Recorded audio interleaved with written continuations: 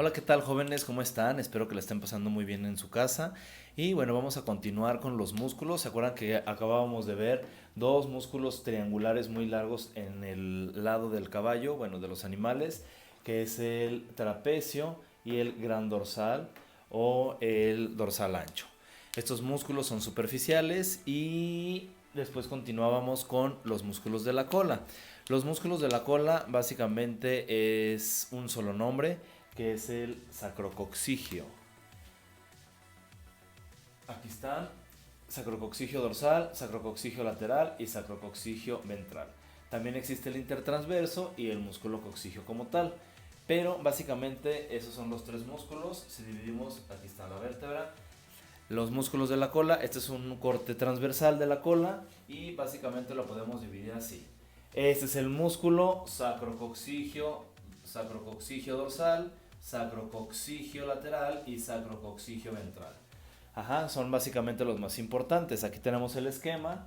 Este es el sacrococcigio dorsal, el sacrococcigio lateral y el sacrococcigio ventral. Eh, Aparte tenemos el intertransverso, que está muy chiquito, y el coccigio como tal, que es este chiquito de acá. Pero básicamente son estas tres masas musculares que están en los músculos, y estos músculos pues sirven para los movimientos de lateralización, de flexión, de extensión, de elevar la cola, de bajarla. Cuando los perros están contentos, pues estos son los músculos que están moviendo. Luego tenemos los músculos del tórax o los músculos respiradores. Básicamente lo veíamos también para el de abrir y cerrar los ojos, que era más difícil abrirlos que cerrarlos. En el caso de los músculos de la respiración, nos referimos principalmente a la inspiración, que es como un poquito más difícil que la expiración. Si ustedes toman aire, es más difícil, por así decirlo, que el expirar. El expirar es como un acto de relajación. Sin embargo, pues también están involucrados muchos músculos. El principal músculo de la inspiración para tomar aire es el diafragma. Ese es el principal músculo de la inspiración, el diafragma. Sin embargo, tenemos todos estos. El elevador de las costillas es un músculo muy chiquito que está junto a la cabeza de la costilla y sirve para que se abra la costilla, la caja torácica. Flexiona lateralmente también la columna vertebral. Los intercostales son unos músculos que están a través de las costillas. Si aquí tenemos una costilla y acá tenemos otra costilla, pues el músculo que está aquí es el músculo intercostal.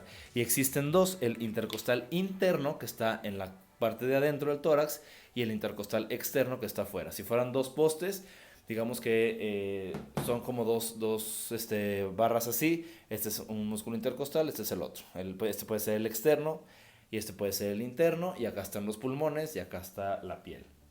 Entonces, los músculos intercostales, les digo, son internos y externos. Los intercostales internos sirven para la expiración, y los intercostales externos sirven para la inspiración. Son las letras cambiadas, son las mismas. Los intercostales externos sirven para la inspiración, para tomar aire. Los intercostales internos, perdón, sirven para la expiración. Ajá. Otra vez, los intercostales internos para la expiración, los intercostales externos para la inspiración. Están al revés las letras para que se acuerden más fácil. Luego tenemos el retractor de las costillas, que dirige la última costilla hacia atrás, hacia caudal. El recto torácico, que ayuda a la inspiración. Y el transverso torácico, que ayuda a la expiración. El recto torácico es como una continuación craneal de los músculos abdominales. Y el transverso, que también ayuda a la expiración. Y el diafragma, que es, como les decía, el principal músculo de la inspiración y también ayuda un poco a la expiración. Aquí los tenemos. Estos son los que les decía de los retractores de las costillas, que están agarrados de las vértebras, de las costillas, perdón, hacia las vértebras. Los músculos intercostales, y estas son las costillas. Aquí están los intercostales externos. Les cortamos un pedazo y están los internos. Y el músculo recto torácico Está acá de este lado, este es el recto torácico, recto del tórax, que les digo después es una continuación hacia los músculos abdominales, digamos que está como en el pecho. Y aquí tenemos el diafragma. El diafragma está formado por dos partes, la parte muscular y la parte tendinosa. Todo lo que ven aquí, todo esto es la parte muscular y todo lo blanco es la parte tendinosa. Ajá, parte tendinosa o centro tendinoso y la parte muscular. Ajá. Y tiene tres agujeritos que también se llaman agujeros o hiatos. Por ejemplo, si han oído hablar acerca de la hernia hiatal, es porque el hiato del esófago se abre y entonces hay una ruptura. Puede haber una hernia diafragmática, que es cuando se rompe el diafragma por algún traumatismo, por ejemplo, un perrito atropellado. Puede tener una hernia diafragmática porque el diafragma se rompe por el impacto y todas las vísceras abdominales se van al tórax. Recordemos que en el tórax hay presión negativa. ¿Qué quiere decir esto? Si ustedes tienen una jeringa, la tapan por donde sale el líquido y le jalan, le sueltan y se va a regresar. Entonces, si le mantienen así jalado, adentro de esa jeringa hay presión negativa. Ahora, si tienen la misma jeringa y ustedes jalan, destapado el hoyito y luego le presionan el hoyito de salida y luego presionan el émbolo y esa presión que hay adentro ahora ya es presión positiva. Ajá, entonces en el tórax de los animales se encuentra una presión negativa, por eso es tan fácil respirar. Sin embargo, cuando hay una ruptura del diafragma, pues lo que pasa es que todas las vísceras abdominales se van a pasar al tórax por esta ruptura. Sí es muy peligroso, obviamente. Aquí está el sifoides, que decíamos que era la última esternebra. Y entonces, como les decía, tenemos tres agujeritos. Uno es de la arteria aorta, que es el que está más dorsal. Uno que es del esófago, porque recuerden que el tubo digestivo comienza en la boca y termina en el ano.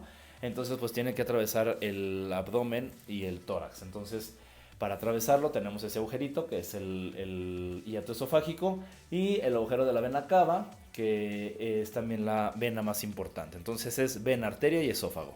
Aorta, cava y esófago. ¿Sí? ¿Sí está claro? Esta es la aorta, este es el esófago, esta es la cava. Y luego tenemos los músculos abdominales. Básicamente son tres los músculos abdominales, que es el músculo recto abdominal. El recto abdominal en los humanos son los cuadritos, son el six-pack tan buscado por tanta gente, que todo mundo tenemos los cuadritos, pero tenemos una considerable capa de grasa que hace que no se nos vean, pero todos tenemos cuadritos, que es el músculo recto abdominal, que obviamente también los tienen los animales. Luego tenemos el transverso y el oblicuo. El transverso y el oblicuo. Ajá. Entonces el oblicuo hay dos, hay oblicuo externo y oblicuo interno. El oblicuo externo, bueno, pues todos presionan las vísceras abdominales, ayudan a la expiración, arquean el tronco, el recto igual, el transverso igual. El cremaster es un músculo que eleva la túnica vaginal y el testículo. El testículo, lo vamos a ver más adelante, tiene varias capas y una de esas capas es la túnica vaginal. No tiene nada que ver con la vagina, pero se llama túnica vaginal. Y esa túnica vaginal lo que presenta es un soporte para el testículo. Y esa túnica vaginal está sujeta de un músculo que se llama músculo cremaster. Este músculo cremaster hace que suba y baje el testículo. Cuando hace frío, los animales tienden a que los testículos se peguen a la pared abdominal para tener una temperatura más elevada. Y cuando hace mucho calor, los testículos descienden más hacia el escroto para poder estar un poco más frescos, tener una temperatura menor. Y esto sirve para la formación de espermatozoides. Por eso a los niños, bueno, y a los humanos se les recomienda no tener ropa interior muy pegada porque este fenómeno puede estropear un poco la formación de espermatozoides. Sobre todo porque cuando hace mucho calor, que traen la ropa interior muy, muy pegada, pues el testículo está pegado a la piel y eso hace que los espermatozoides no se formen de manera regular, pero bueno, eso es de fisiología. Sin embargo, el músculo cremaster es el que hace eso, que sube y baje.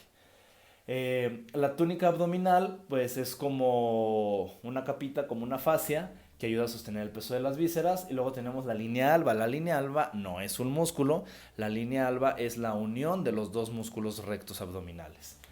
El conducto inguinal es un agujerito que tienen los animales por donde pasa el testículo. Al momento del nacimiento, los testículos están adentro de la cavidad abdominal, sin embargo, cuando va pasando el tiempo descienden hacia el escroto. Entonces, descienden a través de este conducto inguinal.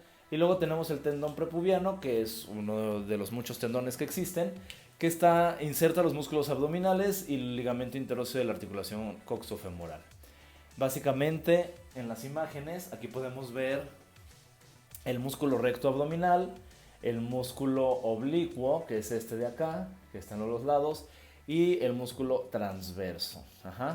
Aquí tenemos la fascia, una de las fascias que existen, y este hoyito de aquí es el anillo inguinal. Si lo ven. Y bueno, tenemos también aquí el recto abdominal. Fíjense cómo son, pues bueno, aquí no se ven cuadritos, pero sí se deberían de ver como cuadritos. Aquí también se ven los músculos rectos. La línea alba, que es una línea de tejido conectivo, que como les digo no es músculo. Y es muy importante porque ahí es donde se realiza la incisión para las cirugías abdominales. Como no es músculo, es más fácil la cicatrización, no es doloroso, bueno, sí es doloroso obviamente, pero no es tan doloroso con tantas terminaciones nerviosas como un músculo. Al momento de suturarlo no es tan doloroso porque no están suturando un músculo que finalmente al momento de caminar el perrito pues va a tener molestia, pero si lo hacen de la línea alba pues no va a haber tanto problema. Igual su canal inguinal, su línea alba, sus rectos abdominales, sus oblicuos que están aquí a los lados, este sería el oblicuo externo, y bueno, básicamente. Luego tenemos los músculos del miembro torácico o del cinturón escapular, básicamente de la escápula. ¿Se acuerdan cómo dimos lata con la escápula? Bueno, pues aquí vamos otra vez a mencionar la escápula. Déjenme voy por una escápula rápido.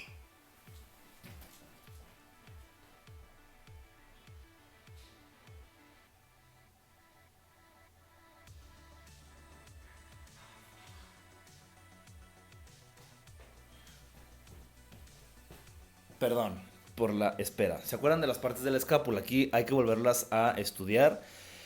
¿Se acuerdan cómo se llamaba esta fosa? ¿Cómo se llamaba esta fosa? ¿Cómo se llamaba esta fosa? ¿Cómo se llamaba este pedacito? Bueno, pues les recuerdo. Acuérdense que era supraespinosa, infraespinosa y subescapular. Y esta es la espina y la tuberosidad de la espina de la escápula. Entonces, rellenando esas fosas existen músculos que se llaman exactamente igual. Tenemos, bueno, el trapecio torácico ya lo vimos, el romboide también, el dorsal ancho también. Como los animales están sin la clavícula, hacen esto. Entonces, están como más contraídos ahí los músculos. Luego tenemos los pectorales, que son 4. Bueno, aquí todavía no venía lo de la escápula, pero viene en la siguiente. Los músculos pectorales son cuatro músculos que están de esta forma. Me voy a poner un poquito más de pie, para que se lo imaginen. Aquí tenemos un músculo, aquí tenemos otro músculo y más abajo tenemos un músculo y otro músculo. Entonces, este es superficial y este es profundo, y luego este es superficial y este es profundo. ¿Sí está claro? Entonces, tenemos básicamente estos 4, que es el superficial craneal y profundo craneal. Y luego abajo o caudal tenemos el superficial craneal y superficial caudal y profundo caudal. Craneales, caudales, superficial, profundo y del otro lado igual. Son los 4 músculos del pecho. Otra vez. Pectoral, bueno, superficial craneal, superficial caudal, profundo craneal y profundo caudal. Básicamente estos músculos están muy compactos en el pecho. Por lo mismo, miren, aquí están los 4 músculos. Bueno, aquí están el superficial craneal, el profundo caudal y el pectoral profundo caudal también. Sí, pero bueno, para que no se me hagan bolas con otros nombres, nada más hay que aprendérnoslos como superficial y profundo y craneal y caudal. ¿Sí está claro? Son esos 4 músculos que existen y de los dos lados. Obviamente son 8 por animal, porque lo estamos viendo desde la otra perspectiva. Otra vez el trapecio, que es parte del hombro, otra vez parte del gran dorsal. Y acuérdense que el trapecio está superficial y el romboide está abajo. Aquí está, fíjense cómo se ven como muy compactos, no se ve como un pecho de un humano, por lo mismo de que los animales están con los miembros más juntos. Este, y aquí tenemos el superficial, el pectoral superficial craneal. Y luego tenemos los músculos de la espalda, que bueno, aquí ya, ahora sí ya viene lo de la escápula. Básicamente el deltoides es el músculo del hombro. Si ustedes van al gimnasio, cuando les piden hacer deltoides, pues son muchos ejercicios de hombro donde tienen que elevar o hacer con las mancuernas así como si estuvieran volando. Y esos son la bolita que se hace aquí, ese es el deltoides. Entonces también lo tienen los animales, no es tan grande, pero sí sirve para flexionar la articulación del hombro y la abducción del brazo. El supraespinoso está en la fosa supraespinosa, el infraespinoso está en la fosa infraespinosa y también tenemos otro que se llama redondo menor o teres menor, que flexiona la articulación. El subescapular, pues ya saben dónde va a estar, en la fosa subescapular. Aquí también están los músculos supra e infraespinosos en la fosa supra e infraespinosa.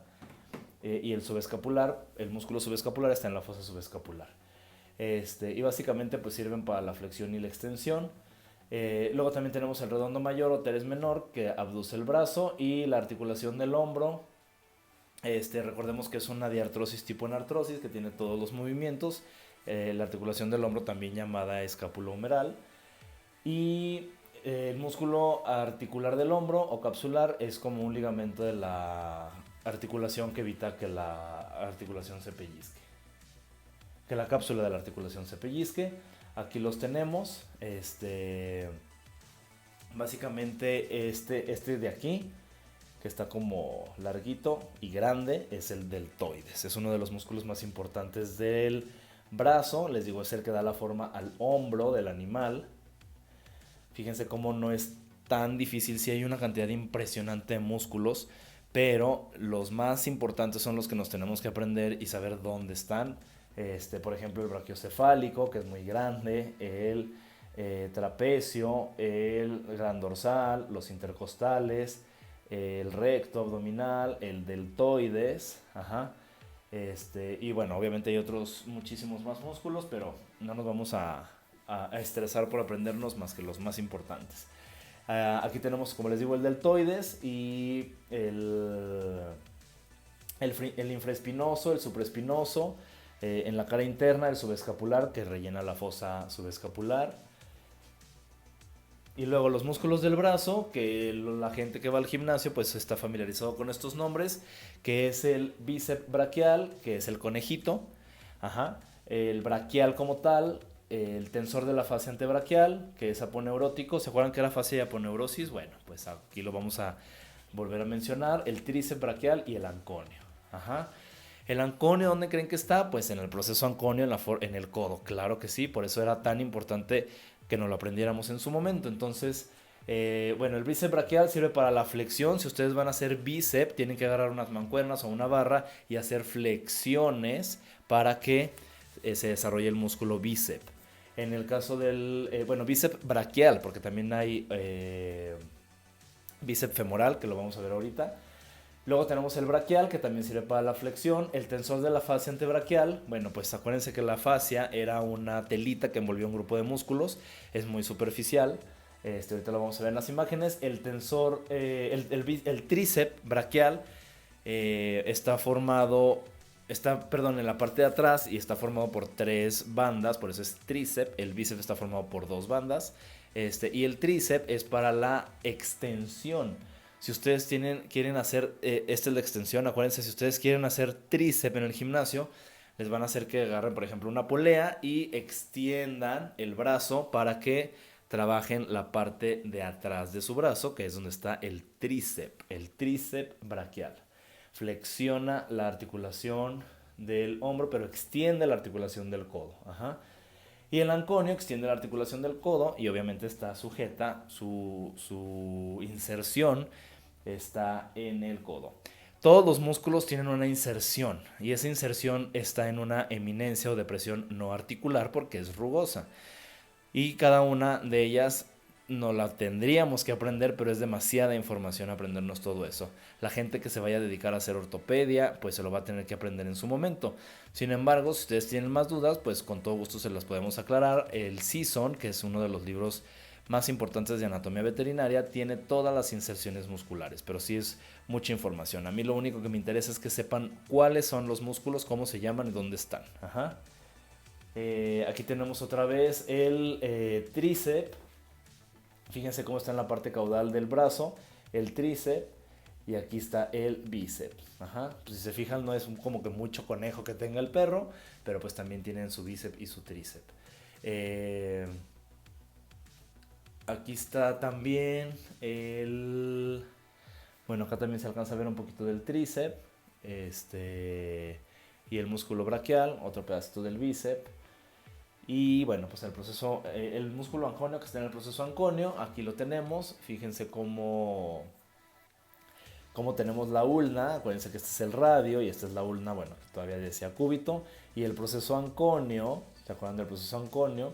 Del olecranon, pues está con este músculo anconio que está sujeto o insertado en el proceso anconio. Luego tenemos los músculos del antebrazo. Aquí no nos vamos a entretener mucho a ver cuáles son cada uno de ellos, porque básicamente son dos. Los flexores y los extensores. Ajá. Los músculos flexores y extensores. Estamos hablando de la mano. Ajá. Entonces, si nosotros tenemos... Bueno, todos son extensor de no sé qué, extensor de no sé qué, flexor de no sé qué. Bueno, hay un abductor. Y el interóseo, ¿dónde creen que está? Pues entre el radio y la ulna está este espacio interóseo.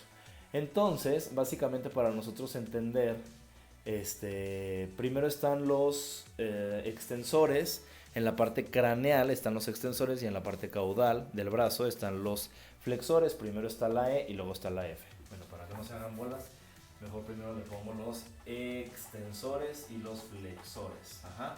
Primero están los extensores y luego está la F de flexores. Aquí los tenemos. Fíjense cómo esta es la parte craneal y esta es la parte caudal o dorsal y, bueno, ya más abajo la dorsal y la palmar, perdón. Aquí la mayoría de los extensores están en la parte craneal y la mayoría de los flexores están en la parte caudal. Sí hay una que otra excepción, pero la mayoría son así. Ajá. Luego tenemos bueno, aquí tenemos un video que no se ve. Luego tenemos los músculos del cinturón pelviano, de la parte pelviana. Si nosotros dibujamos con mucha imaginación un caballito. Ajá. Bueno, dije con mucha imaginación. Acuérdense que mis videos no siempre son muy bonitos. Pero digamos que es el eje horizontal y el eje vertical. Y para sujetar la parte vertical tenemos los músculos psoas, son los que están aquí. O sea, están insertados entre el fémur y la columna vertebral. Entonces flexiona la columna vertebral, el movimiento es de lateralidad a la columna. Rotación del mundo, hay psoas mayor, psoas menor, el ilíaco que está, ¿dónde creen? Pues junto al ilion. Y el cuadrado lombar o lumbar que fija las dos últimas costillas de las vértebras lumbares. Y aquí están, fíjense cómo se ve el eje de las costillas, de las vértebras lumbares y sacra y con el fémur. Entonces lo que une estos dos ejes pues es los músculos psoas. Ajá, aquí están los músculos psoas que son los que están sujetando. Y tenemos los músculos de la cadera. Tenemos el tensor de la fascia lata, como que es muy similar al tensor de la fascia antebraquial, que no lo mencioné, pero bueno, aquí lo vemos. Por ejemplo, aquí está lo que sería la fascia lata, y este sería el músculo tensor de la fascia lata. Acuérdense que la fascia era lo que envolvía un grupo de músculos, entonces se va a ver como blanca en el músculo, y lo rojo pues ya es el músculo como tal. Entonces, así como había una tensor de la fascia antebraquial, también tenemos un tensor de la fascia lata, que flexiona la articulación de la cadera. Luego tenemos los glúteos. ¿Cuántos glúteos tiene un animal? Pues todo el mundo me dice que 2, pero son 3 en cada pierna. Son 6 músculos, y en los glúteos no se aplican las inyecciones intramusculares, se aplican en el bíceps femoral. Entonces los glúteos son 3: el superficial, medio y profundo. El que tiene forma de bolita, tan buscado por tantos artistas, porque se operan y todo para que se le vean más el glúteo, es el glúteo medio. Ajá. Eh, Sin embargo, hay superficial, medio y profundo. El bíceps femoral es muy grande y es donde se aplican principalmente las inyecciones intramusculares, no en los glúteos. Y luego tenemos el semitendinoso y semimembranoso, que son dos músculos que están a lo largo del fémur, y uno está más medial y el otro está más lateral. El que tiene más M's es el que está más medial, que es el semimembranoso. Esto es pregunta de examen. Y el sartorio, que es un músculo largo que va de la cadera hacia la rodilla. Ese lo pueden ver muy bien en sus perritos. Si tienen perros en casa, busquen el músculo sartorio. Ahorita les voy a decir cómo está, cómo buscarlo. Entonces, primero, como les digo, tenemos la fascia lata y luego el tensor de la fascia lata. Luego tenemos el bíceps femoral, que es donde les digo que se ponen las inyecciones. Aquí no están los glúteos del animal, están acá. Los glúteos están acá arriba. Aquí está, por ejemplo, el glúteo superficial está acá. Ajá, si lo ven. Pero el que hace la bolita es el glúteo medio. Aquí está, miren. Esta es la bolita tan buscada. Si ustedes paran a caballo, pues esta se le va a ver como la pompa de este lado. Entonces, este es el glúteo medio, como les digo, y este chiquito es parte del superficial. Otra vez el bíceps, este es el bíceps, fíjense qué grande está. Aquí es donde se aplican las inyecciones intramusculares. Tenemos la fascia lata y obviamente pues su tensor de la fascia lata. Y este largo de aquí es el sartorio, este es el músculo sartorio. Entonces, si ustedes tienen a su perrito, busquen el músculo sartorio, se pueden de la rodilla hacia dorsal y ahí lo buscan y ahí se siente como una línea y ese es el músculo sartorio. Están fáciles de aprender, no están tan difíciles. Y luego tenemos el semitendinoso y semimembranoso. Como les decía, el semimembranoso está más medial y el semitendinoso está más lateral. Ajá. Y luego tenemos otro que se llama gracilis, que es uno chiquito que está por este lado. Y otra vez el glúteo medio, fíjense cómo está aquí y no acá. Porque la gente piensa que las pompas o los glúteos de los animales están caudal, porque en humanos es caudal. Sin embargo, no es caudal, es dorsal. El dorsal es donde están los músculos glúteos. Y luego los músculos de la cadera, el gracilis, pectíneo, abductor, cuadrado, los obturadores. ¿Dónde creen que están los obturadores? Pues en el foramen obturador. Bueno, ahí tengo la cadera, la pelvis ósea, pero bueno, ya saben cuál es el foramen obturador. Entonces, si este es el foramen obturador, pues el músculo que lo tapa por un lado es el obturador por dentro, interno, y el que está por fuera es el externo. Ajá, eso está fácil. Recuerden que el foramen obturador no tiene estructuras importantes que pasen por ahí, a diferencia, por ejemplo, del foramen magnum, que pasa la médula espinal muy importante. El foramen obturador pues simplemente es como para dar un poco más de soporte a la pelvis. Y luego tenemos el cuádriceps. El cuádriceps está formado por ¿cuántas partes? Pues se llama cuádriceps, pues está formada por 4 cuádriceps. Básicamente son 3 vastos y un recto. Ajá. Esos son los músculos cuádriceps. Vasto lateral, vasto medio, vasto intermedio y el recto femoral. El recto femoral también es muy importante para las personas que van al gimnasio. Les ponen a hacer mucho el recto femoral. Aquí tenemos los vastos, son músculos internos. Fíjense, aquí está el vasto medial, que es parte del cuádriceps.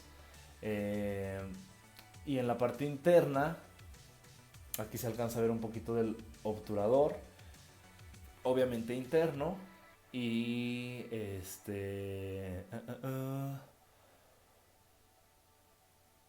parte también del pectíneo. Aquí está, perdón, de los vastos y de los músculos, bueno, aquí estaba el músculo pectíneo también. Estos músculos están como muy, muy juntos, no están tan separados. Si ustedes hacen una disección no se va a ver así de bonito, va a ver pura sangre, pero bueno. Y luego tenemos los músculos de la pierna y del pie, que son básicamente los mismos, flexores y extensores. Acuérdense, los extensores están craneales y los flexores están caudales. Sin embargo, tenemos un músculo muy importante, que es el chamorro. El chamorro clásico, para que se trabaja parándonos de puntitas. Ese músculo se llama gastrocnemio. Aquí está el gastrocnemio, aparte de los extensores y de los flexores, es el chamorro. Ajá. Aquí está, este es el chamorro, este es el gastrocnemio.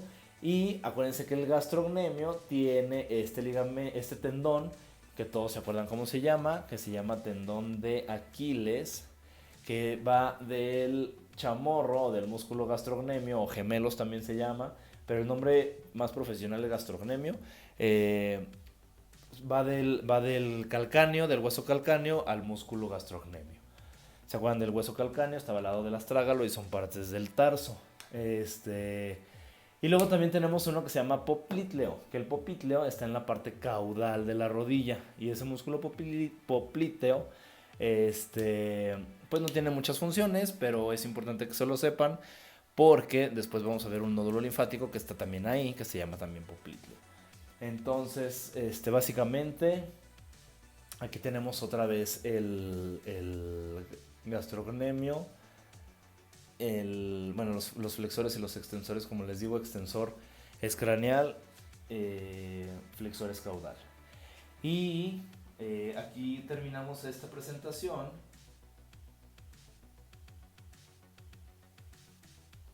Pero no queremos atrasarnos tanto, entonces vamos a ver poquito de esplagnología.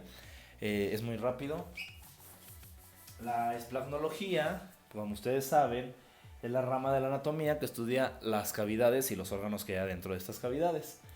Y está dividido en órganos huecos y en órganos parenquimatosos. ¿Qué es un órgano hueco? Pues un órgano que en su interior no tiene nada, que tiene luz, así se llama, la luz del intestino, la luz de la tráquea, la luz del ureter, la luz de la vejiga, es lo hueco, lo que hay adentro. No quiere decir que esté hueco, puede tener orina, secreción, sangre, heces, etc. Entonces, un órgano hueco o un órgano parenquimatoso. ¿Qué es un órgano parenquimatoso? Pues es algo que está todo relleno, como por ejemplo el vaso, el hígado, son órganos que son parenquimatosos, son como una esponja, por ejemplo, como un pastel que tiene adentro cosas, pero bueno, eso es un órgano parenquimatoso. El corazón, por ejemplo, es hueco, es un músculo que sirve para bombear la sangre, pero está hueco, bueno, no hueco, que no tenga nada, obviamente tiene sangre, pero no está relleno, no es parenquimatoso, vamos, o es hueco o es parenquimatoso, ¿sí está claro? Y si es hueco, tiene 4 capas, mucosa, submucosa, muscular y serosa. La mucosa es la de adentro, es la más interna. Por ejemplo, es que trae dañada la mucosa del estómago, pues es la parte más interna. La parte del estómago a la que tiene contacto la comida es la mucosa. Ajá. Y la serosa es la parte que está más externa. Ajá. Si ustedes comen tripas, pues la parte serosa pues es la que está por fuera y la parte mucosa pues es la que está por dentro. Yo no, bueno, a mí no me gustan, pero la gente que se las come y que la ve cuando se la está comiendo, pues puede analizar estas 4 capas que se ven muy bien en los tacos de tripas. Entonces mucosa, submucosa, muscular y serosa. Muscular, pues es porque tiene movimiento, tiene músculo liso, músculo involuntario. Por ejemplo, el intestino tiene músculo, las arterias tienen capa muscular, por eso tienen pulso. Y la submucosa, pues es la que está entre la mucosa y la muscular. ¿Sí está claro? Tenemos que tener varios conceptos, lo que es la pleura, pericardio, peritoneo, aumento, mesenterio y ligamentos. Es solamente esta diapositiva de esta unidad, está muy fácil. Y bueno, básicamente si nosotros tenemos una mochila y adentro de la mochila tenemos una lapicera y adentro de la lapicera tenemos los lápices. ¿Qué es la lapicera? Pues una bolsita donde están los lápices. Entonces estas cavidades o estos espacios pues son muy semejantes a lo que les quiero explicar. Tenemos el tórax y tenemos el abdomen dividido por un músculo que se llama músculo diafragma, que ya lo vimos. Entonces, el tórax tiene por dentro pulmones, corazón, nervios, arterias, etc. Sin embargo, hay una capa que envuelve toda la pared del tórax, que es la pleura. Y esta pleura se divide en dos: pleura parietal y pleura visceral. Lo que envuelve absolutamente toda la cavidad por fuera, bueno, no por fuera, por dentro, pero que está pegada a las costillas y a los músculos intercostales internos, es la pleura parietal, de pared. Y la pleura visceral es la que está pegada a los órganos, es la que está unida a los órganos. Entonces, en el caso de la mochila, pues la mochila puede ser la pleura parietal y la lapicera la pleura visceral. ¿Sí está claro? Entonces, son estas capas que tienen, son muy delgaditas, pero son muy importantes porque es lo que dan sostén. Y en el abdomen tenemos el peritoneo. Y es igual, peritoneo parietal y peritoneo visceral. Ajá. Y en el corazón tenemos el pericardio. El pericardio está formada por dos láminas, que es la capa externa y la capa interna. Y entre estas dos capas hay un líquido que se llama líquido pericárdico. En la pleura igual, entre la pleura parietal y la pleura visceral existe un líquido que se llama líquido pleural. En el peritoneo también. Entre el peritoneo parietal y el peritoneo visceral existe un liquidito que se llama líquido peritoneal. ¿Para qué sirven estos líquidos? Bueno, son muy, no crean que es así los chorros de agua, pero es un líquido que sirve para la fricción. Por ejemplo, cada vez que nosotros respiramos, hay movimientos de los pulmones, hay movimiento de las costillas, y toda esta fricción pues puede llegar a desgastar, y para eso existe este líquido pleural, para poder tener este roce entre las dos membranas, entre la pleura parietal y la pleura visceral. Igual en peritoneo y en pericardio. Y luego tenemos el omento, el mesenterio y los ligamentos. El omento básicamente es la capa que envuelve al estómago. Ajá. El omento cubre al estómago. Ajá. Y aquí tenemos un estómago, más o menos. No me quedó muy feo. Aquí tenemos un estómago, algo así. No, me quedó horrible este estómago, pero bueno. Y aquí está sujeto el omento, que es como una telita que tiene arterias y tiene venas y da la sujeción al estómago. En el caso del mesenterio es lo mismo del estómago, pero en los intestinos.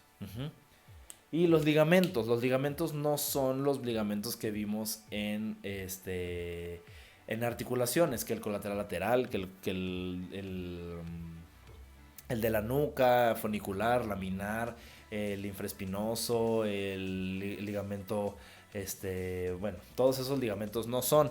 Los ligamentos en la parte de esplagnología básicamente son para sujetar. Por ejemplo, tenemos un ligamento que se llama hepatorrenal. Ese ligamento que sujeta ¿con qué? Pues el hígado con el riñón. Tenemos otro ligamento que es el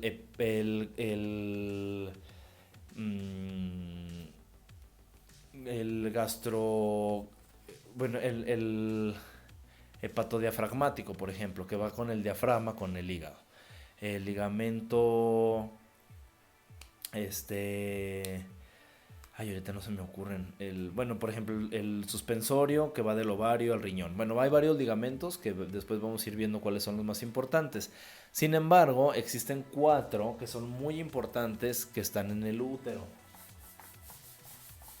Aquí tenemos un ovario, un cuerno, otro ovario, otro cuerno, el cuerpo del útero, el cuello y la vagina. Ajá. Aquí tenemos un riñón de este lado y acá tenemos el otro riñón del otro lado. Bueno, algo así. Ajá. Entonces, existen 4 ligamentos muy importantes. El ligamento suspensorio, que está del ovario al riñón. Este es el suspensorio. Y luego, entre el ovario y el útero, tenemos el propio. Y luego entre los dos cuernos tenemos el intercornual y el que está como sujetando todo el útero, que es como una capa que está aquí, se llama el ligamento ancho del útero. Esos son los ligamentos. Existen muchísimos más, pero muchísimos más adentro de la cavidad torácica y abdominal. Sin embargo, ahorita me interesa que se aprendan estos cuatro. Suspensorio, que está del riñón al ovario, el propio del ovario al útero, el intercornual entre los dos cuernos uterinos y el ligamento ancho que está a los lados del útero. Ajá. Y estos ligamentos hacen que no estén todas las vísceras hechas bolas por el intestino, ¿sí? Luego tenemos lo que es el aparato digestivo. El aparato digestivo sirve para transformar física y químicamente los alimentos, absorbe nutrientes y elimina desechos a través de las heces. Tiene órganos prediafragmáticos del diafragma hacia adelante y postdiafragmáticos del diafragma hacia atrás. Básicamente los prediafragmáticos es boca, glándulas salivales, faringe y esófago.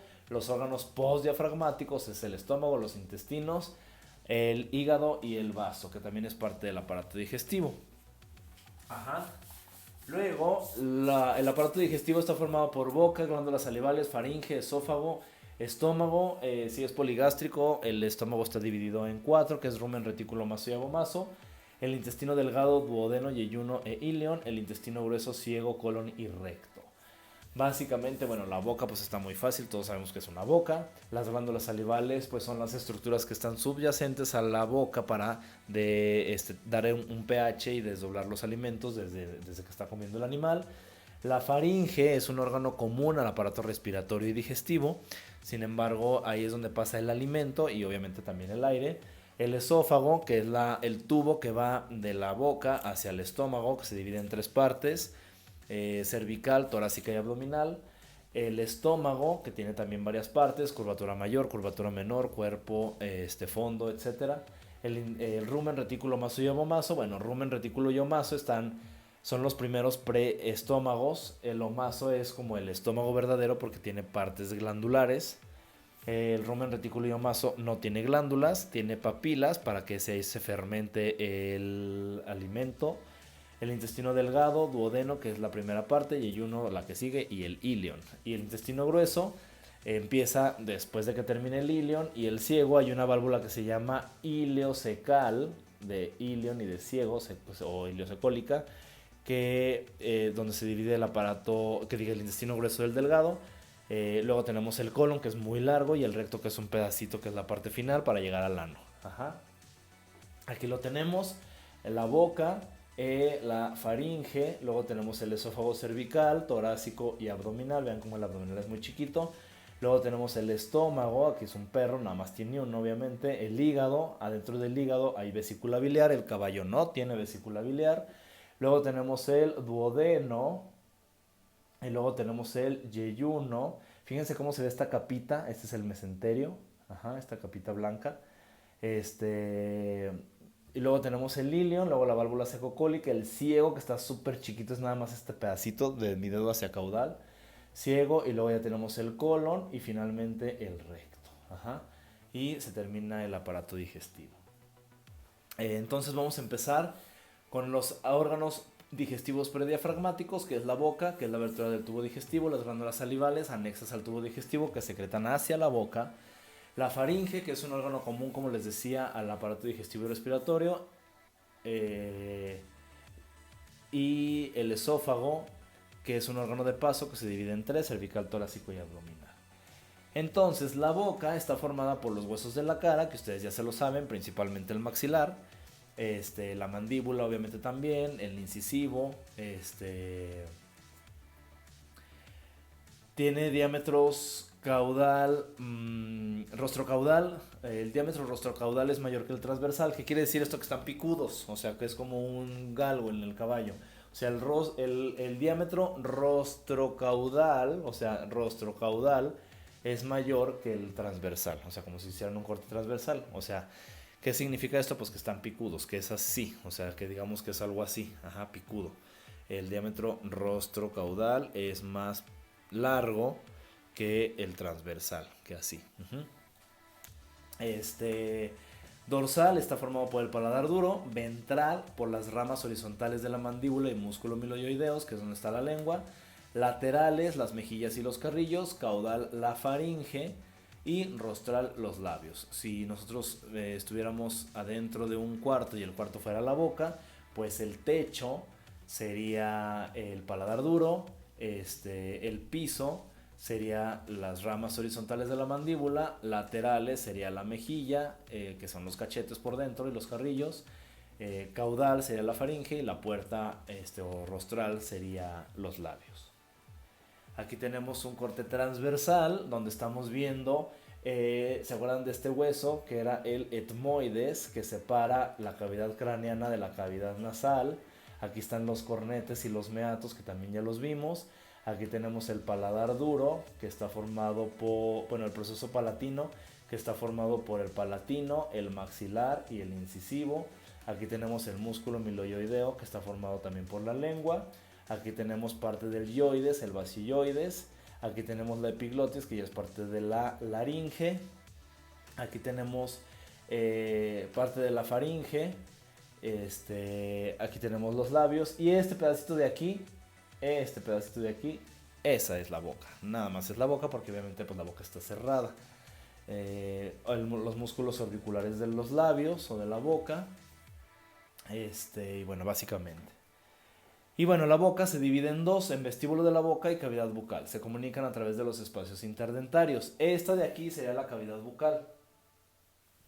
¿Y cuáles son los vestíbulos? Bueno, los hoteles que tienen vestíbulos, las casas que tienen vestíbulos, pues es como la antesala de llegar realmente ya a la casa. En el caso del vestíbulo de la boca, si nosotros cerramos la boca, inflamos los cachetes, ese es el vestíbulo. La parte que está entre el cachete o entre el carrillo y los dientes. Ajá, y se divide en dos, en derecha e izquierda.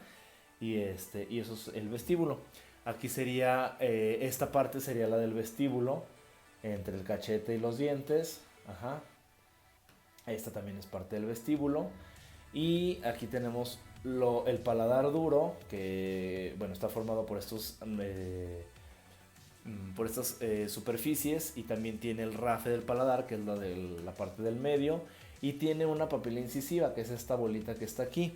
Si su perro se deja, ábranle la boca y véanle la papila incisiva. Es muy curioso porque a veces ese es motivo de consulta. La gente dice, es que le salió una bola a mi perro, y es completamente normal, se llama papila incisiva y no pasa nada. Luego tenemos aquí ya más lo que es el paladar duro y el paladar blando.